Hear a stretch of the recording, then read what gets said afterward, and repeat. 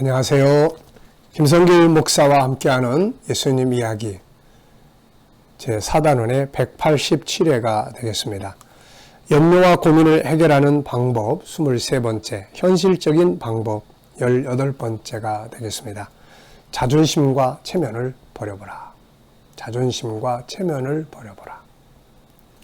자, 본문 말씀 오늘도 같이 읽어보죠. 마태복음 6장 25절로 34절입니다. 그러므로 내가 너희에게 이르노니 목숨을 위하여 무엇을 먹을까 무엇을 마실까 몸을 위하여 무엇을 입을까 염려하지 말라. 목숨이 음식보다 중하지 아니하며 몸이 의복보다 중하지 아니하냐.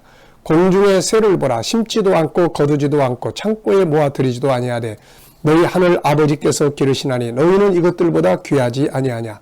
너희 중에 누가 염려함으로 그 키를 한 자라도 더할 수 있겠느냐. 또 너희가 어찌 의복을 위하여 염려하느냐. 들의 백합화가 어떻게 자라나는가 생각하여 보라. 수고도 아니하고 길쌈도 아니하느니라. 그러나 내가 너희에게 말하노니 솔로몬의 모든 영광으로도 입은 것이 입고 하나만 갖지 못하였느니라. 오늘 있다가 내일 아궁이에 던져지는 들풀도 하나님이 이렇게 입히시거든 하물며 너희일까 보냐. 믿음이 작은 자들아. 그러므로 염려하여 이르기를 무엇을 먹을까 무엇을 마실까 무엇을 입을까 하지 말라. 이는 다 이방인들이 구하는 것이라. 너희 하늘 아버지께서 이 모든 것이 너희에게 있어야 할 줄을 아시느니라. 그런즉 너희는 먼저 그의 나라와 그의 의를 구하라. 그리하면 이 모든 것을 너희에게 더하시리라. 그러므로 내일 일을 위하여 염려하지 말라. 내일 일은 내일이 염려할 것이요 한날의 괴로움은 그날로 족하니라. 아멘. 자, 현실적인 방법 17가지를 우리가 살펴봤습니다.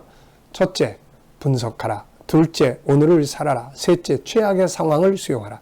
넷째, 일단 부딪혀봐라. 다섯째, 다른 일에 몰두해보라. 여섯째, 톱밥을 켜려고 하지 마라. 일곱째, 없는 것을 세지 말고 있는 것을 세워보라. 여덟째, 자신을 알고 자신의 모습대로 살아보라. 아홉 번째, 신레몬이 있으면 레몬수를 만들어보라. 열 번째, 봉사와 선을 행하라. 11번째, 그 속에 있는 장점을 찾아라. 12번째, 나쁜 정보를 주의하고 좋은 정보에 귀를 기울여라. 13번째, 감정을 따르지 말고 행동 원칙을 따라가라. 14번째, 해석이 중요하다. 15번째, 토하라. 16번째, 돈의 액수보다는 가치를 중요하게 여겨보라. 17번째는 하나님의 관점으로 보라 하는 내용을 살펴봤습니다. 자, 어떠십니까? 좀 도움이 되고 있습니까? 우리가 사실 부딪히는 문제들을 완벽하게 다 해결을 해낸다고 해서 또 문제가 없는 것은 아닙니다. 저는 바닷가에 가면 항상 파도를 봐요. 그 파도를 보면서 생각하는 것은 파도는 문제와 같구나. 계속 밀려옵니다. 계속 밀려오는 거예요. 벌써 저 맞은편에서 저 건너편에서 벌써 또 멀리서 밀려오려고 벌써 준비합니다. 야, 정말 문제는 끊임없이 밀려오는구나. 그래서 느낀 것이 문제를 탓하기보다는 그 파도가 밀려오면 모래로 쌓은 것은 다 허물어져요. 그런데 바위에는 파도가 팍 부딪혀서 파도가 깨집니다. 방파제나 바위에는. 그런 걸 보면서 저는 문제를 탓할 게 아니라 내가 방파제가 되고 내가 바위가 돼야 되겠구나. 이런 생각을 해본 일이 있었습니다.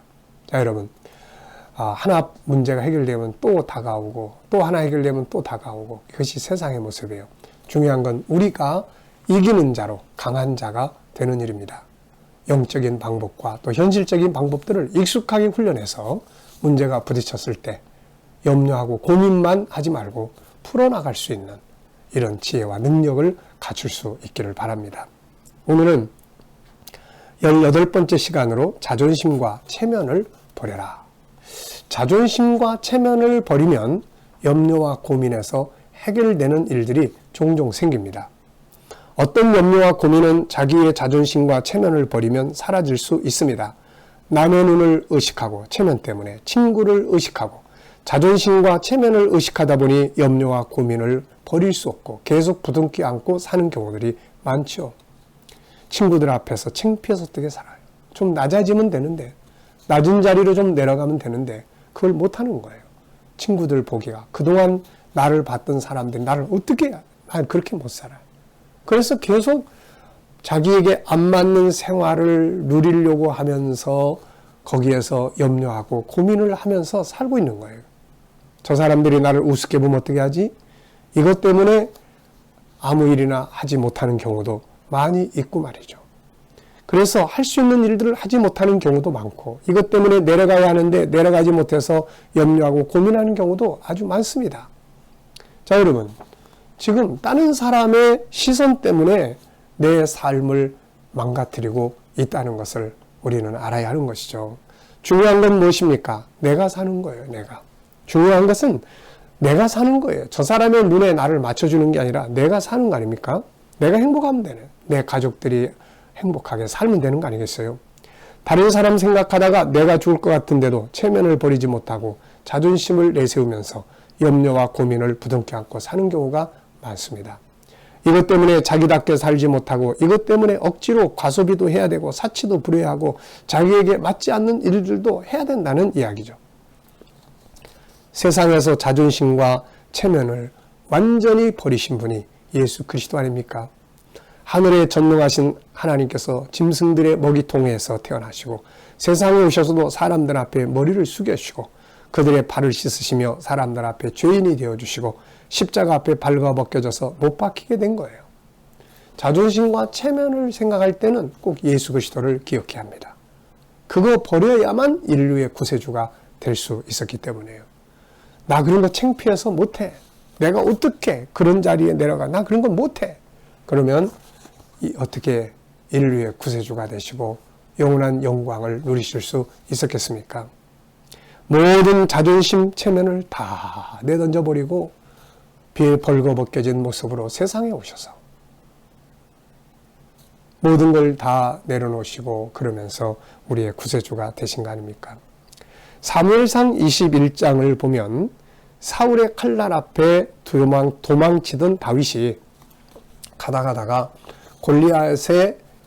골리앗이 살았던 그 이제 지역으로 도망을 가게 됩니다. 블레셋 땅으로 도망을 간 거죠. 그런데 그 땅의 사람들이 그를 알아본 겁니다. 저 다윗이잖아. 골리앗을 죽인 원수가 들어왔네. 그러면서 왕에게 고발했어요. 왕이시여, 골리앗을 죽인 다윗이 지금 여기 와 있습니다. 자, 여러분, 그 왕이 무슨 쓸데없는 소리냐, 제정신이 아니고요. 어떻게 여길 와? 그리고는 다윗을 불러왔어요. 자, 지금 다윗은 왕이 다윗인 것을 알아보면 목숨을 잃게 되지 않겠습니까? 이때 그는 자기의 자존심과 체면을 모두 던져버려요. 그리고 미친 사람 행동을 합니다. 눈을 뒤집고 침을 질질 흘리면서 그가 얼마나 완벽하게 미친 사람 행동을 했으면 왕이 못 알아봤을까요? 그때 있었던 말씀 한번 읽어보죠. 사무엘상 21장 10절입니다. 그날에 다윗이 사울을 두려워하여 일어나 도망하여 가드왕 아기스에게로 가니 아기스의 신하들이 아기스에게 말하되 이는 그 땅의 왕 다윗이 아니니까 무리가 춤추며 이 사람의 일을 노래하여 이르되 사울이 죽인 자는 천천히요 다윗은 만만히로도 하지 아니하였나이까 한지라.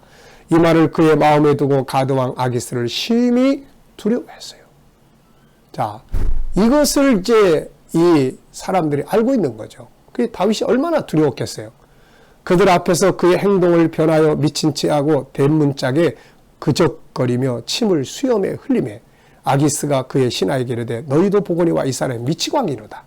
어찌하여 그를 내게로 데려왔느냐. 내게 미치광이가 부족하여서 너희가 이 자를 데려다가 내 앞에서 미친 짓을 하게 하느냐. 이 자가 어찌 내 집에 들어오겠느냐 하니라. 저는 이 장면을 보면서 때로는 이렇게 살아야 할 때가 있구나, 이런 생각을 가질 때가 있었습니다. 때로는 이렇게 살아야 될 때가 있어요. 살아야 하기 때문에. 거기 앞에 가가지고 그래 나 다윗이야 어쩔래. 자기 자존심 내세우고 체면 내세우고 내가 다윗인데 그래도 어떻게 침을 질질 흘리면서 미친 채를 해. 난 그런 거 못해. 죽으면 죽었지. 그럼 죽는 거예요. 네. 다윗은 왕 앞에 가서 미친 척 정말로 침을 질질 흘리면서 여기에 자존심 있겠어요? 체면이 있겠습니까? 아니에요. 그래서 제가 정말 힘들고 어려운 상황을 만나신 분들을 만나면 이 이야기를 꼭 해줍니다. 때로는 그냥 미친 척하고 사세요. 미친 척하고 사세요. 자존심이고 체면이고 다른 사람 시선 볼 필요 없고 내가 살고 내 가족이 살아야 하니까요. 때로는 이렇게 살아야 할 때도 있습니다.